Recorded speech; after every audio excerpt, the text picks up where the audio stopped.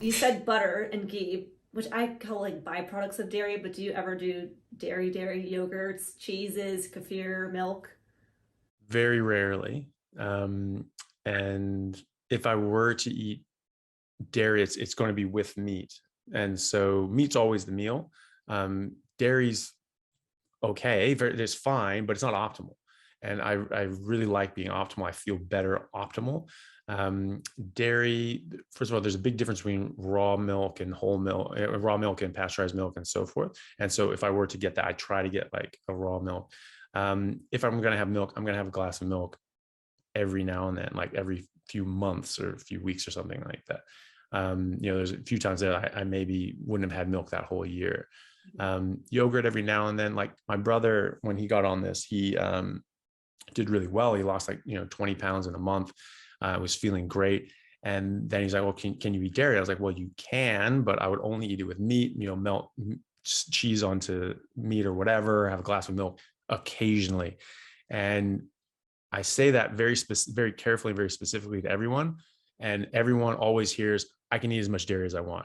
And they go crazy. And then, so they're just eating chunks of cheese and they're just eating bowls full of yogurt and just drinking gallons of milk. And, my brother was like, what the hell is going on? He gained like the 20 pounds, like right back like that.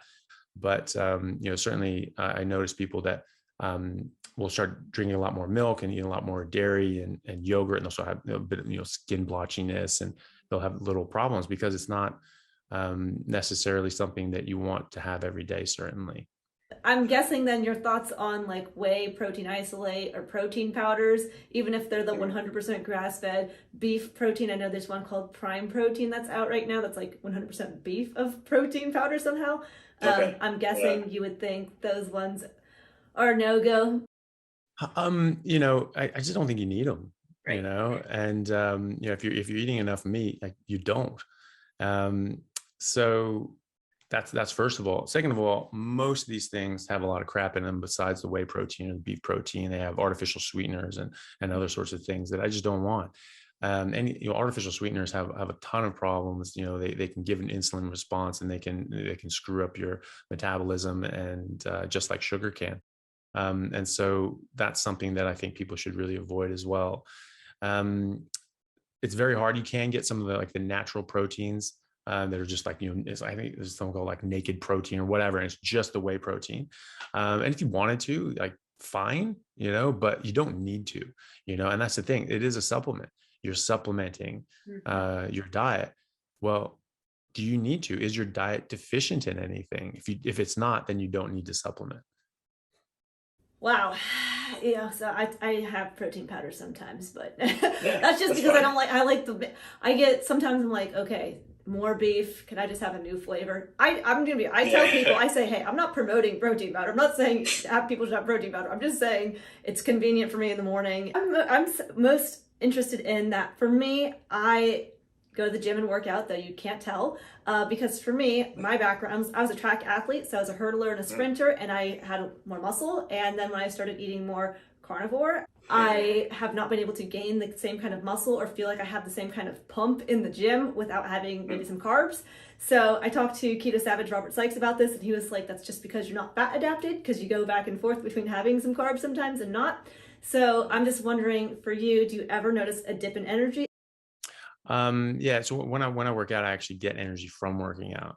Biochemically, when you well, the reason people take stimulants and things like that, like coffee, like other sorts of pre-workout sort of drinks, is to give them that hit of energy because you feel better when you burn more energy. So this causes you to burn more energy short term, and then it screws you up, but you feel better for that moment. When you're in a carnivore metabolism, when you're looking at the fed versus fasting metabolism, which I think is completely off. I think that so-called fasting metabolism is our primary metabolic state. That's where all of our heavy machinery comes to bear. And you make carbohydrates, you make glucose, you make glycogen and ketones and so forth. When I start working out, I will produce the amount of energy I need to do whatever my workout is, and I will feel better as a result of that. So I don't need to drink coffee or take caffeine in order to get energy so I can work out. I go work out so that I can get energy. And so I will produce more energy and I'll feel better. And this will make me want to work out harder, which will make me feel better, which will make me want to work out harder. And so you get this positive feedback and you just push yourself. And, the thing with as far as the pump is concerned, I just did a post on this actually talking about like bodybuilding. They go through this bulking phase where they just eat just tons and tons of carbs and so forth, and they get all bulked up. No, they get fat, and so, the thing is that when your blood sugar is high, when you eat carbohydrates, your blood sugar goes up. High blood sugar causes direct damage. These glucose molecules actually physically fuse to other molecules. It's called glycation. And it damages them or destroys them. And so this actually causes serious harm to your body. This is what kills diabetics. This is why their body just sort of breaks down. So in a defensive mechanism, your body looks at this, goes, what the hell is this person doing? It slams up your insulin to try to get this stuff out of your body as quickly as possible. It's this sort of damage control, hazmat cleanup. And so this is sort of a side note, but this is why people overeat, is because, when you're eating carbohydrates, your insulin goes up, it blocks leptin, your blood sugar is going down. As your brain gets a signal that you have zero energy reserves and your blood sugar is dropping. So you get this panic signal that says, if you don't eat now, you will die. And this is why people go, I have to eat. But because insulin, forces energy into cells, it doesn't allow it to come out of cells, it really disrupts your whole metabolism. So you're eating all these carbohydrates, and this is just stuffing it into every cell available, into your fat cells, into your muscle cells, into your in forms of glycogen, in forms of fat, and into your liver and so forth. And so it's actually depositing glycogen and fat in your muscles. And so this is where like a marbled steak comes from. Right? They feed them grain to get that intramuscular fat because this is depositing all that energy. So we get that too. So you have someone who's eating a bunch of carbohydrates where they may look big, but that's all marbled fat. Mine is like that grass-fed cow. It's just lean. And so, someone else is going to be like Wagyu. Well, you may look bigger than me, but like you're not actually, as far as lean muscle mass is concerned. And also glycogen. Glycogen has a mass to it, and it can actually physically, fill these muscles up. And these things also, retain water. So you're getting fat, glycogen-filled, watery, bogged muscles. And so your pump is big. I look so big. I look so huge. But it's just fool's gold. It's not real. And so when you're just eating, carnivore and so forth, all the gains you get are lean muscle mass. You're never going to have to cut that, so you bulk up and then you cut down. Like you're just fooling yourself, because, you're putting in a bunch of fat and glycogen and water into your muscles, and then it just goes away. And the whole time you're limiting your workouts too, because your body's not working as well as it should be. Your metabolism isn't where it's supposed to be. You're not giving your body this optimal nutrition for optimal performance. So it may look like you're doing better when you're eating carbohydrates, but in fact, you're shooting yourself in the foot. Hey guys, just want to take a second to thank our sponsor, Carnivore Bar. I don't promote many products because honestly, all you need to be healthy is to just eat meat. For those times that you're out hiking, road tripping, or stuck at work and you want a nutritious snack that is just meat, fat, and salt if you want it, the Carnivore Bar is a great option. So I like this product not because it's just pure meat, but also because I want the carnivore market to thrive as well. And the more we support meat-only products, the more meat-only products there will be available in the mainstream. So if this sounds like something you'd like to get behind, check it out using my discount code Anthony to get 10% off, which also applies to subscriptions, giving you 25% off total. All right, thanks guys. This is great. So I purposefully will eat carbs for the puffiness look. Now, granted, I would love to know the key to success on how to not have to do that but I have found so for me, I'm a small person, I'm 100 pounds. It's hard for me to sit down and just keep eating. So for me, my goal is to gain weight, gain muscle. So what would you, and I have a lot of followers and people who ask me this, how do I gain muscle? Now, my answer is eat more food and lift heavier, but I try to do that myself, and obviously it's a lot easier said than done, especially if we go on vacation or something like that and we don't have access to going to the gym. Then all of our muscle that we built for X amount of months disappears very quickly, and we just become little sticks. So any tips on how to build muscle Yeah. Oh, well, I mean, you're exactly right. You do need to lift heavy, and you need to stimulate your muscles in your body to, rebuild, bigger, better, stronger. Uh, Definitely the best thing to do is obviously going to muscle fatigue. When you're pushing yourself into absolute failure. It's those last two sort of things. You get to 10, you're just kind of like, oh yeah, oh, that's really hard. I'll stop it there. If you can squeeze out 12, those two reps will make all the difference. And then you have to feed yourself.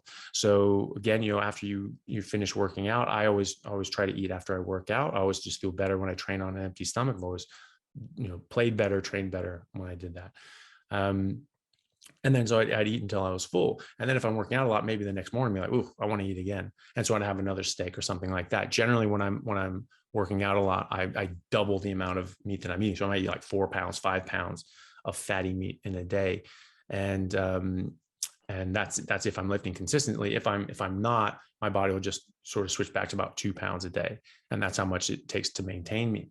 But that's the thing. So you have to be conscious of that. Obviously, you have to put in the work. It's not just going to happen on its own. It'll go to a certain extent, but you need to put in the work and to get past that. And then you need to recognize how much food your body wants, and you need to give it to it. So, I don't think you need to force feed yourself anything. I think your body will, ask for a caloric, abundancy, like on its own, if you're giving it the stimulus that it needs. I think that'll happen naturally, but you have to recognize the signals, and you have to be able to provide it what it needs to build more muscle. You don't count calories or anything like that. Never count calories. No, I never do. No. If you need a calculator to figure out what to eat, you're probably eating the wrong thing. Like you should just be able to eat. I think about, a carnivore diet as more of what not to eat, as opposed to what to eat. Mm-hmm. It's great to eat more meat and fatty meat. That's great. But the trick is not eating all the other crap, because that's what really brings you down. And that's why I just feel amazing. And that, just that last 5% of going pure, I think makes, 95% of the difference. And, that's, and that's, what I say, I literally feel like a different breed of human. I just do. My body, compared to myself as a professional athlete on and off carnivore, my body just works differently. And so you just go as pure as you can. And then just, and then after that, you just hit the weights, and just push yourself. And you know how to push yourself. So that shouldn't be an issue. And it's just a matter of dedicating the time to be able to do that in. And then your body will take care of the rest. It will ask you for more food, and it will do the right thing with it. Like you'll be surprised. Like if you get pure, your body works entirely different.